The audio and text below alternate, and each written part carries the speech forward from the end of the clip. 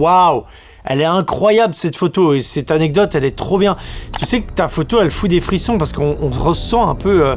c'est pas du tout classique en fait comme environnement. D'habitude c'est effectivement des vieilles photos, une vieille baraque, dans un mouvement rapide, il y a une superposition de quelqu'un. Là on est vraiment dans la station de métro et effectivement on voit que tu as deux photos quasiment prises à quelques secondes d'intervalle parce qu'on le voit en plus les personnes sont toujours les mêmes, elles bougent pas trop quand tu mets des photos côte à côte. Là tu repères les mêmes personnes devant toi. Bref, cette silhouette est inquiétante, on croirait voir un Slender. Elle est folle, j'aime trop l'ambiance. Alors, coïncidence ou pas, t'as vécu un drame dans ce moment. Moi, je pense pas que ce soit lié à ça, ce que t'as photographié, mais il y a peut-être une réponse. Bon, la théorie que quelqu'un saute, c'est pas mal. J'avoue, ça peut être une piste assez cool.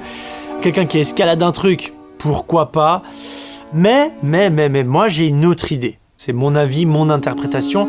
Et ça, je commence à avoir l'habitude, c'est-à-dire, je vois, tu m'as envoyé ta photo brute, j'ai toutes les infos concernant que c'est une photo prise par un iPhone.